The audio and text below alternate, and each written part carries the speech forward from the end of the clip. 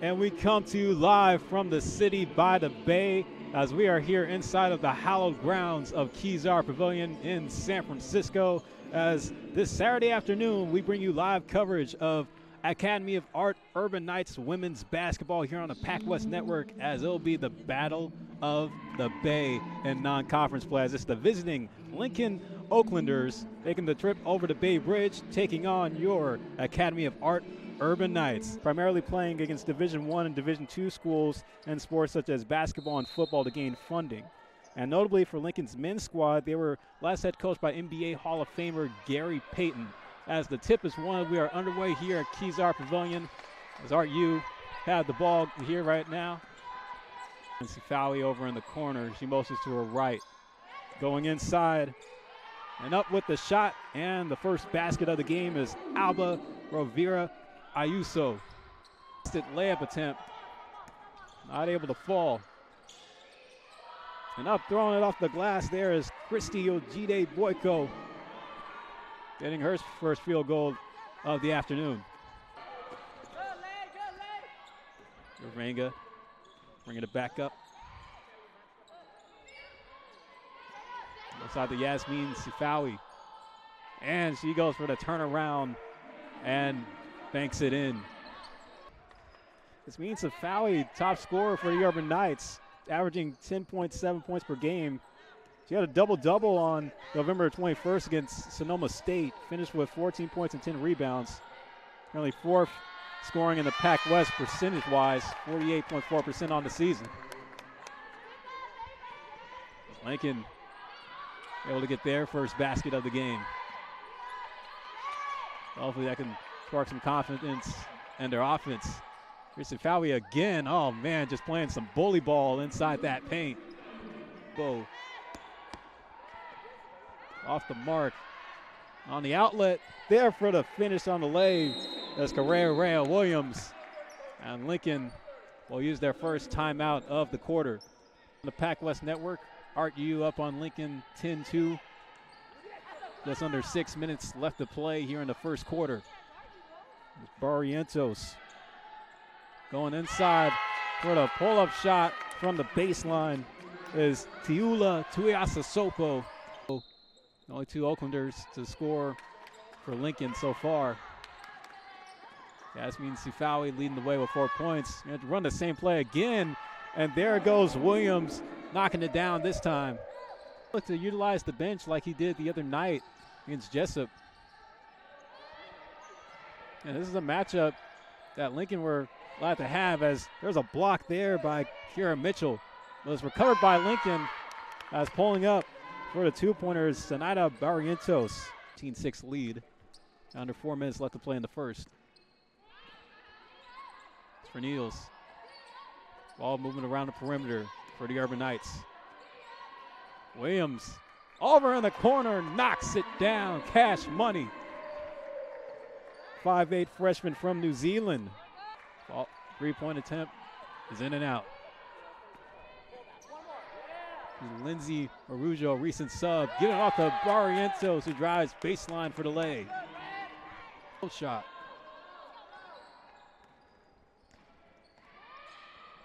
Find an open shooter in the corner, and Leilani Gonzalez as she gets it to go. Lincoln starting to make a little bit of noise. Art U find themselves in a bit of a scoring drought, looking to snap it, and they do. The nice move by Correa Williams inside the low post. Jocelyn Woods with the off-balance lay, but able to find the nylon. Art U with the second chance opportunity. Ayuso tried to throw it off the glass that time. Off balance, gets it the second time. Trying to look for free hands. And go to the way outside to the top of the key to Tiula Tuiasosopo, who finishes for the layup inside. They're currently shooting 2 for 10 from on the arc so far today. Shooting 9 of 23 from the floor. Tuiasosopo working inside, outsizing Kira Mitchell. Mitchell was trying to look for the foul there. Maybe like a charge or something. And getting the three from the left corner, Amelia Dougherty. Trying to improve that stat. The graduate from UC Berkeley. And some offensive struggles here in the half. But Amelia Dougherty is looking to change the narrative as she knocks down the tray from the right wing. Quarter.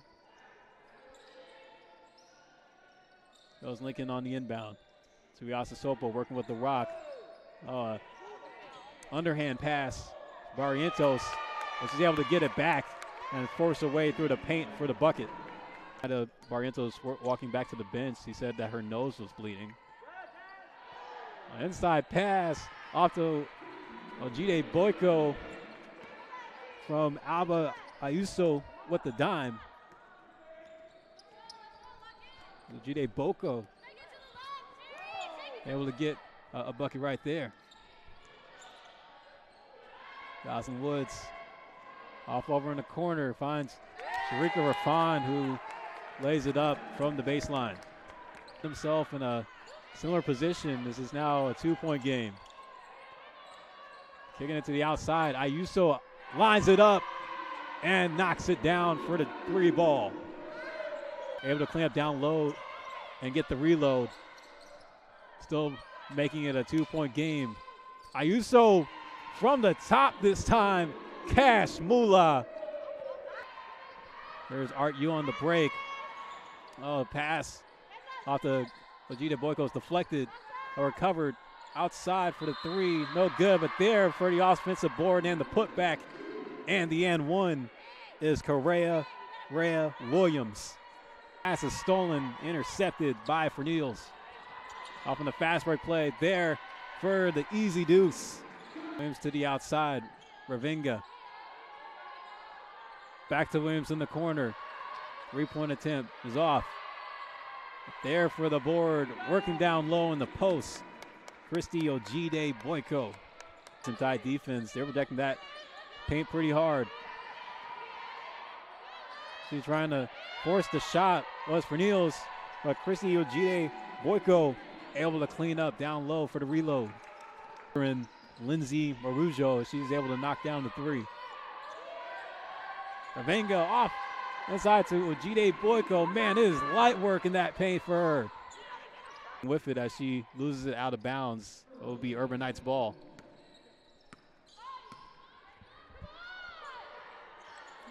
From 3 again for another opportunity. Violet Stutz.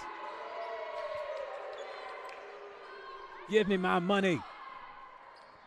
Not able to get the 3 to fall. Barrientos spin move inside, loses the handle but recovers. She gets the deuce to fall in. Sent from 3. Barrientos to Tuiasa Sopo inside. She gets the bucket here in the second half. Definitely a mood change in the perspective. Over at the top, Kiara Mitchell pulling from the outside for 3. Able to get it to go. And Alba Ayuso having a dominant game. Thea Ravinga over to Stutz. Outside to Dougherty for the tray. No good, but Mitchell there to grab the offensive board. This time Ayuso eyes it and lines it up to knock down the 3. Cash money. RU pushes their lead by 20 now. Another recent sub, Claire Ricard. Tried to go for the pass, was stolen at midcourt. Rafan off to Tuiasa Sopo for the easy deuce to keep it in. Gonzalez, right elbow midi, not able to fall. But there for the reload is Lindsay Marujo. Not able to get anything to go down.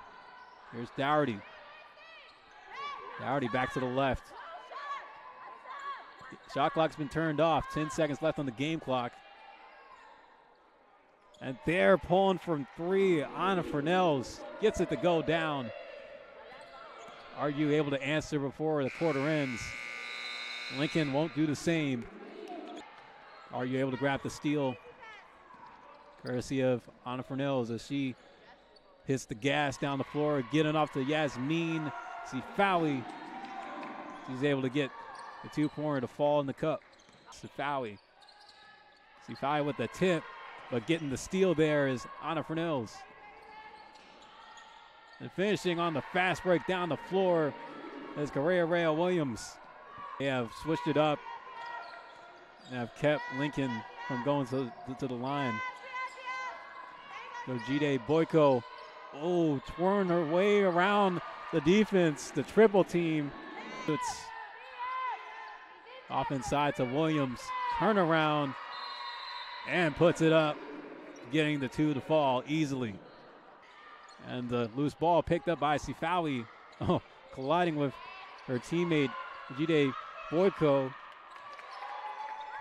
as Tuasa Sopo will finish down the floor for the 2-pointer.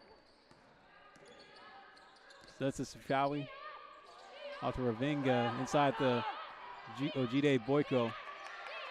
And double team in the paint. They're giving off to Sifawi, who finds an opening baseline.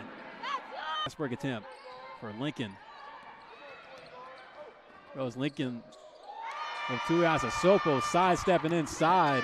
Try to burn the clock.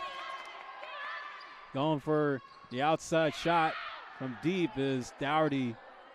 The offensive board is going to bounce right back in the hands of Maddie Morrow. She's able to get the 3-pointer to go down. They get back to her. They find Morrow. Over to Dougherty. They find the open shooter in the corner for 3. Maddie Morrow. Turnaround jumper. Off the mark. Mitchell giving it off to Felch. Finishing for the lay. You pushing this lead. Telling Lincoln, hey, warm up the bus. Tuasa Sopo says, hold on, don't turn that key. She scores in the low post. Dougherty off to the outside. RU swinging around the perimeter. Morrow again knocks it from the left wing this time. Cash money. 5 seconds away from the 2-minute mark. Ricard in the high post. Off to the left. Driving her way through is Maddie Morrow. Oh my goodness. How about this run that Maddie Morrow has been on?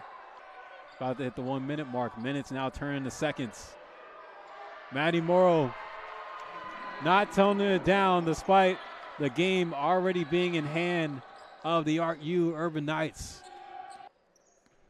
Maybe she'll look for some gamesmanship. She's just going to dribble it out and let the clock run down.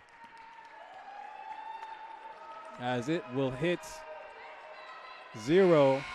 And you could put an ArtUW in the books as they come out here this afternoon with a dominating win, winning 96-70. As ArtU tied for the 8 most points in a game in their program history. We're back here on the Pac West Network with ArtU coming out on top with a dominating win over Lincoln here in the Battle of the Bay, as Lincoln will head back to Oakland. But for ArtU, they look to plan to come back next week, take on Jessup. But now with me is today's player of the game, Maddie Morrow, who had a solid performance, finishing with 16 points. And Maddie, we just got to say, what got into you towards the end, having that strong fourth quarter that you had? I think I just started kind of looking at the hoop a bit more and coming out with aggression. It starts with defense. I think it's easier to have offense flow once we kind of lock in on defense, and that was how I felt out there today. Just having kind of locked in and eyes on the hoop every time I caught the ball rather than just being passive with it. So I think that's what came out in the fourth quarter. Got there eventually, yeah. Yeah, and it was an overall team effort scoring-wise, as ArtU finished with the 8th most points scored in the game in their program history of 96. So what can you say really brought the offense to life in this game today? I think we're sharing the ball and just being selfless with it, and wanting the best for each other. Giving up good looks for great looks, as coach has been saying, is a theme of ours. Just being unselfish and playing to each other's strengths. Knowing each other's strengths and then using them as we see them. So, yeah. Yeah, well, for the Urban Knights, they go into conference play again next week as you guys are going to be welcoming Jessup here to Kezar Pavilion. What's going to be the motivation for you and your squad to get back to the top of the Pac West towards the latter end of the rest of the season? I think we have a lot to prove still, a lot of fuel in the tank. So we'll just take it game by game and just keep getting better as a squad. We've got plenty of depth. We're so lucky that we can just bring on strength after strength in different ways. So yeah, we're a tight bunch too. We have a good togetherness feel. And so yeah, game by game, we're just hungry for wins. Yeah, we'd like to have more, so we stay hungry for it. Well, that's definitely a good mindset to have. Well, Maddie, congratulations again, player of the game, as well as also congrats on the win, and hope to see what you guys can do next week against Jessup. For sure. Thank you. Appreciate it. All right. Now we're back again for our final guest in the post-game wrap-up. We have head coach Jesse Clark getting a big win over Lincoln, 96-70. And coach, your girls came out strong today. Definitely were putting the ball in the hoop, especially towards that latter end after us talking to Maddie Morrow, who had a strong fourth quarter. But overall, what can you say stood out about the team today? Well, in a little bit, we played together. We wanted to play with some pace. We had talked about that at halftime, that we weren't playing with enough pace. So we made it a very, very intentional effort that we were going to play with more pace. And I think that was something that we established in the second half. 31 points in the third quarter rather. That's a big number, and you've got to play intentional and aggressive minded and on both ends to do that, because you got to have the ball in your hands. So you got to guard a little bit too. So that third quarter coming out of the halftime was important for us to sort of establish what we want to be about. Yeah, and coach, you go back into conference play next week against Jessup here on the home floor, and knowing that your girls are still in a bit of a hole going the rest of the way through the Pac West, what are the hopes for your squad to kind of get things turning around when you guys face Jessup next week? Yeah, it's a great question. We just played Jessup on their court, and we came away with a hard-fought win in their place, which is a hard place to win. So we have that fresh in our minds, which is great. But I think today was important for us to be able to sort of put down some markers for ourselves to be able to go into that game, which is a massive game when we talk about, starting to move up the table in conference. And that's the goal, the goal is to make the postseason tournament and in the Pac West tournament, and our next opponent happens to be Jessup, and we've got to focus on that. And days like today, establishing the markers of how we go about our business are really, really important. And so I think that was the message going into today. That was the message that will be next week as we prepare for Jessup and the rest of the Pac West Conference. Yeah, and just a little bit of a note, your girls tied for the 8th most points scored in the game in program history of 96, so definitely a strong performance overall. But Coach, thank you again for joining us. Congrats again on the win, and we look forward to see what you and your ladies can do next week against Jessup. Thank you so much, Philip. Appreciate it, and thanks you for the call, and go Knights.